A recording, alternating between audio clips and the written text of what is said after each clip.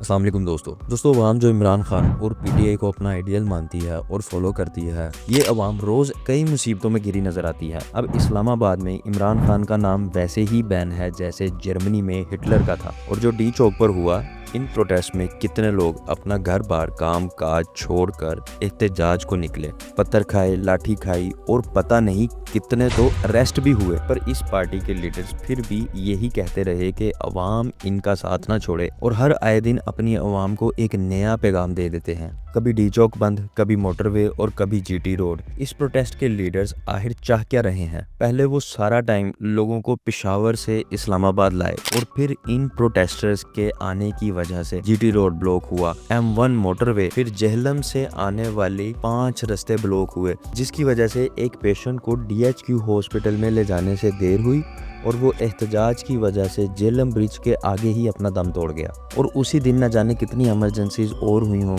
جو کہ احتجاج کی وجہ سے لوگ وہاں تک نہیں پہنچ سکے۔ کسی کے انٹرویوز دھرے کے دھرے رہے اور کسی کا علاج نہ ہوا، پھر بھی ہمارے ان نام نہاد لیڈرز کی سیاست نہیں چھوٹی۔ جن روڈز کو عوام اور آزادی کے نام پر بلاک کیا جا رہا ہے، جیسے ایکسپریس وے، سری نگر پاس، فیصل آباد انٹرچینج جو مین کنیکشن مانا جاتا ہے، IGP روڈ اور مری روڈ، ان سب کے بند ہونے کی وجہ سے گورنمنٹ کم سے کم 190 بلین روپیز پر ڈے کا نقصان اٹھاتی ہے، جس میں ایگریکلچر نقصان 26 بلین، انڈسٹریز کو 20 بلین اور باقی سیکٹرز کو 66 بلین کا نقصان ہوتا ہے۔ پھر اس ملک کے دوسرے ریسورسز جیسے 6000 پولیس آفیسرز جنہیں اپنی جابز پر ہونا چاہیے تھا اور تھانوں میں اپنے معاملات کو ریزولو کرنے میں مصروف ہونا چاہیے تھا، وہ روڈز پر آ کر لوگوں کو دھکیلتے نظر آ رہے ہیں، جبکہ ان کے علاوہ ایسے 2000 اور پولیس آفیسرز اسٹینڈ بائی پر موجود ہیں جو اس پروٹیسٹ کو روکنے کے لیے رکھے گئے ہیں۔ اگر ایسے میں کوئی اور سانحہ ملک میں پیش آ جاتا ہے، اسلام آباد اور پشاور دونوں جگہ اتنی پولیس نہیں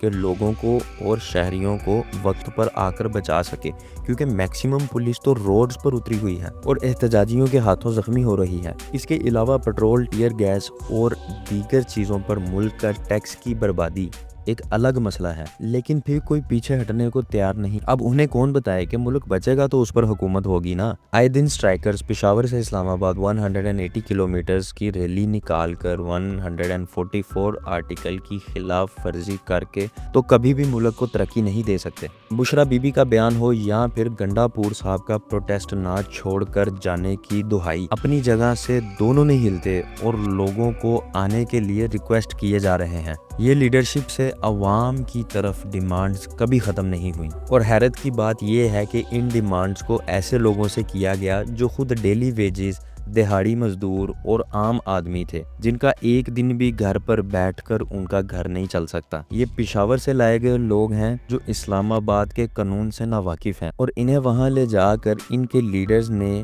جو ان کے ساتھ سلوک کیا وہ آپ کے سامنے ہے۔ کیونکہ ڈی چوک پر جب لوگ مشتعل ہوئے، عمران خان کے حق میں نعرے بازی ہوئی، تو پولیس کی بھاری نفری نے وہی کیا جو کوئی بھی ڈیفنس فورس کرتی، لیکن ان لیڈرز نے اپنی غلطی نہ مان کر بات الٹا پولیس اور رینجرز پر ڈال دی، جو کہ صرف ڈی چوک میں موجود پارلیمنٹ، سپریم کورٹ اور سیکریٹریٹ کی حفاظت کر رہے تھے، اور اس جھڑپوں کے نتیجے میں 6 لوگ مارے گئے۔ لیکن پی ٹی آئی اپنے شہیدوں کی تعداد اس سے کہیں زیادہ بتا رہی ہے، اور حد تو تب ہوئی جب ٹیئر گیس کا اور حملے کا جو الزام KPK کے CM گنڈا پور صاحب لگاتے نظر آئے، لوگوں کو اس جگہ پر رکنے کے واسطے دیتے رہے، اور وہ خود اس جگہ سے پہلی فرصت میں بشرا بی بی کے ساتھ بھاگ کھڑے ہوئے۔ جب پولیس اور لیگل ایکشن کو فیس کرنے کا ٹائم آیا تو پھر 500 لوکلز کو اریسٹ ہو کر ان کی غلطی کا خمیازہ بھگتنا پڑا۔ یہ ایک افسوسناک موقع ہے، کیونکہ ایک طرف ملک کے کیپٹل میں یہ سب ہو رہا ہے، اور ملک کے اہم ترین شہر اس وجہ سے سیکیورٹی کے خدشات سے گر چکا ہے۔ ان لوگوں نے نہ صرف خود کو نقصان میں ڈالا ہے، جبکہ ملک کے دارالخلافہ کی عزت کو بھی دنیا بھر میں خراب کر دیا ہے۔ وہاں انٹرنیٹ سروس تک بحال نہیں ہے۔ اسلام آباد میں تو کیا پورے پاکستان میں انٹرنیٹ سروس ابھی تک بحال نہیں ہو سکی، اور اسلام آباد کو وہ پورا حصہ بلیک آؤٹ میں ڈوب چکا ہے اور ہر طرح سے خسارے کا منہ دیکھ رہا ہے۔ یوں 0.6% کے GDP کا نقصان، یعنی 119 بلین کا نقصان پر ڈے کے حساب سے گورنمنٹ آف پاکستان کو اٹھانا پڑ رہا ہے، جبکہ ایکسپورٹس میں 15 بلین روپیز کا نقصان ڈیلی ہو رہا ہے۔ جو جی ڈی پی 324 بلین ہونا چاہیے تھی، وہ اس مسئلے کی وجہ سے 198 بلین کی ہی ہو پائی، اور اگر ایسے ہی چلتا رہا تو پاکستان کی اکانومی کو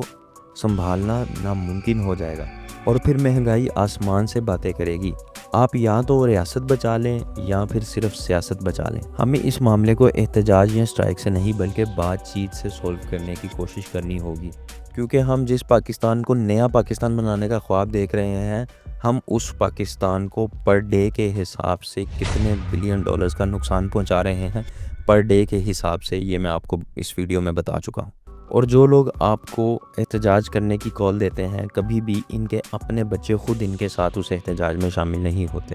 دوستو، ویڈیو انفارمیٹیو لگی تو اس چینل کو ضرور سبسکرائب کریں، اپنے دوستوں کے ساتھ شیئر کریں۔ ملتے ہیں اسی طرح کی نیکسٹ انفارمیٹیو ویڈیو کے ساتھ، اپنا خیال رکھیں، اللہ حافظ۔